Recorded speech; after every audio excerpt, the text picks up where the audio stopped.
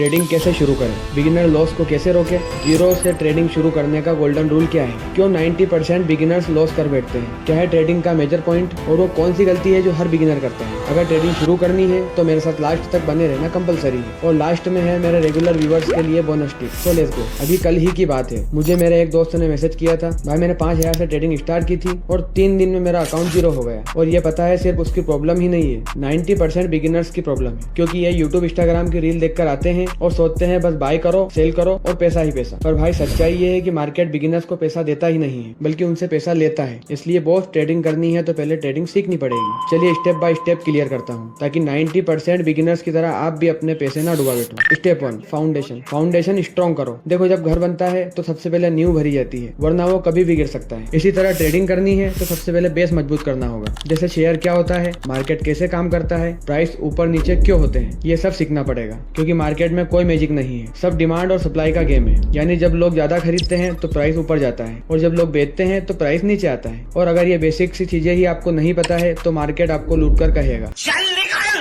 Step 2, open demat and trading account. देखो demat और trading account खोलना कोई बड़ी बात नहीं है, बस 5 से 10 मिनट दो, काम ऑनलाइन हो जाता है। इंपॉर्टेंट बात है बाय और सेल करना, इसलिए अकाउंट खोलने से भी ज्यादा फोकस कीजिए डेमो अकाउंट पर प्रैक्टिस करने में। शुरुआत में जितना हो सके प्रैक्टिस कीजिए। इसके लिए पेपर ट्रेडिंग भी काम आ सकती है, इससे आपको शेयर्स के ऊपर नीचे जाने और मार्केट का असली गेम पता चलेगा। और मेरी मानो तो अकाउंट खोलने के बाद भी डायरेक्ट रियल मनी मत लगाओ, क्योंकि हमारे ज्यादातर बिगिनर्स ये गलती करते हैं और फिर लॉस कर बैठते हैं। Step 3, learn type of market. आपने सुना होगा ट्रेडिंग में डिफरेंट टाइप्स होते हैं, इसलिए मार्केट में उतरने से पहले इन टाइप्स को समझना भी उतना ही जरूरी है जितना ट्रेडिंग करना। जैसे इंट्राडे ट्रेडिंग, जिसमें सेम डे बाय और सेल होता है, मतलब फास्ट प्रॉफिट और fast loss. Next is swing trading, जिसमें 2 से 20 दिन तक शेयर्स होल्ड कर सकते हैं और ये बिगिनर्स के लिए बेस्ट है। अगली है लॉन्ग टर्म इन्वेस्टमेंट, जिसमें महीनों या सालों के लिए शेयर्स को होल्ड कर सकते हैं। Step 4, basic technical analysis. यह है ट्रेडिंग का कोर, क्योंकि यही वो फैक्टर है जहां आप जानते हैं कि कब खरीदना है और कब बेचना है। इसमें आपको कुछ बेसिक चीजें सीखनी होती है, जैसे कैंडल स्टिक पैटर्न जो मार्केट का बिहेवियर सिखाती है, सपोर्ट एंड रेजिस्टेंस जो प्राइस कहाँ रुकता है और फिर रिवर्स होता है, ये सब बताती है। मतलब मार्केट ऊपर जा रहा है या नीचे, ये समझना। और सबसे जरूरी बात जो याद रखनी है, कभी भी ट्रेंड के अगेंस्ट मत भागो, क्योंकि जो ऐसा करते हैं उनके साथ ऐसा होता है।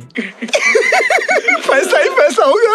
Step 5, risk management. ट्रेडिंग में वेरी इंपॉर्टेंट है रिस्क मैनेजमेंट। रिस्क मैनेजमेंट मतलब पैसों को कमाने से भी ज्यादा पैसों को बचाना इंपॉर्टेंट है। इसका रूल कहता है एक ट्रेड में 1 से 2% से ज्यादा रिस्क मत लो और स्टॉप लॉस जरूर लगाओ और ओवर ट्रेडिंग मत करो, उन्हें भेज दो। क्योंकि न्यू ट्रेडर्स स्टॉप लॉस लगाते ही नहीं है, जिसकी वजह से उनके अकाउंट का कुछ ऐसा हाल होता है।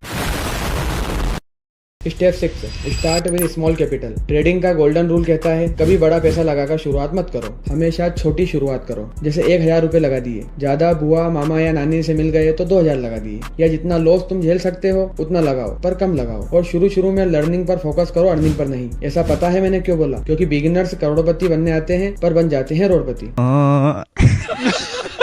Step 7, choose a regulated broker. Very important है सही ब्रोकर को चुनना, क्योंकि आजकल मार्केट में ब्रोकर्स गाजर मूली की तरह उगाए हैं। जब से यूथ का इंटरेस्ट ट्रेडिंग में बढ़ा है, तब से हर कोई ब्रोकर बनने की फिराक में है। लेकिन आपको करना है रेगुलेटेड ब्रोकर, जिसके लिए सेबी रजिस्ट्रेशन है या नहीं अच्छी तरह से चेक करो। ट्रस्ट और रिव्यू देखो, कहीं पहले किसी को चुना तो नहीं लगाया है।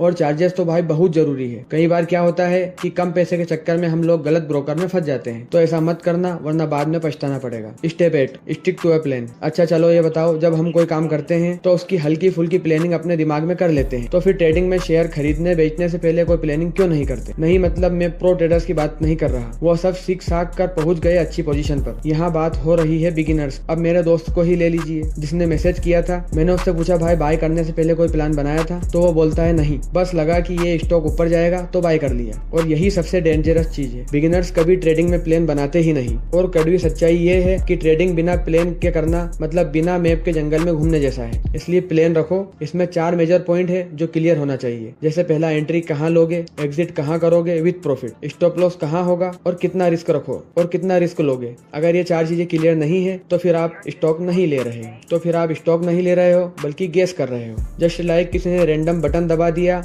और बैठकर देखने लगा कि अब क्या होगा। खुद समझ लीजिए क्या होगा। ये जितने भी पॉइंट मैंने बताए हैं ये भूलने के लिए नहीं, याद रखने के लिए बताए हैं। इसलिए ट्रेडिंग का अगर प्लान कर रहे हो जो कि कंफर्म है, वरना आप ये वीडियो देख ही क्यों रहे होते। तो बस यही कहूंगा, इन पॉइंट का ध्यान रखो, क्योंकि ट्रेडिंग एक स्किल है और हर स्किल की तरह इसमें भी टाइम लगेगा, क्योंकि यह कोई शक्ल लगा बुम बुम वाली पेंसिल नहीं है कि नोटों की गड्डी बनाई और हो गया। धैर्य और सब्र नाम की जो चीज होती है उसे रखना पड़ेगा। जल्दी पैसा कमाने के चक्कर में मत पड़ो, प्रोसेस को फॉलो करो। अगर आप डिसिप्लिन हो, प्रोसेस फॉलो कर रहे हो, सब सेट हो गया है, वो कहते हैं ना बिल्कुल ऐसा ही होगा। और शॉर्टकट ढूंढोगे तो भाई मार्केट आपको औकात दिखाने में ज्यादा टाइम नहीं लगाएगा, वो झटपट काम कर देगा। चलो अब आपको लास्ट बोनस टिप देता हूँ, जो है कंसिस्टेंसी, रेगुलर डिसिप्लिन और सही हैबिट। सिंपल भाषा में कहूँ तो क्या व्यक्ति ये ज्यादा स्मार्ट है जो सब कॉन्सेप्ट जानता है मगर रूल फॉलो नहीं करता, कभी प्लान फॉलो नहीं करता, तो उसकी कभी जीत नहीं होगी। वही अगर व्यक्ति बी एवरेज नॉलेज रखता है, सिंपल स्ट्रेटेजी यूज करता है, हर बार सेम रूल फॉलो करता है और डिसिप्लिन मेंटेन करता है, तो जीत पक्की है। और लॉन्ग टर्म में फिर व्यक्ति बी ही बाजी मारेगा। तो अब आप सोच लीजिए आपको ए बनना है या बी। पर जाने से पहले वीडियो को लाइक करके शेयर कर दो और चैनल सब्सक्राइब कर लिया है ना, अगर नहीं किया है तो तुरंत करो और वो घंटी भी दबा दो ताकि मेरी वीडियोस आपको टाइम से मिलती रहे।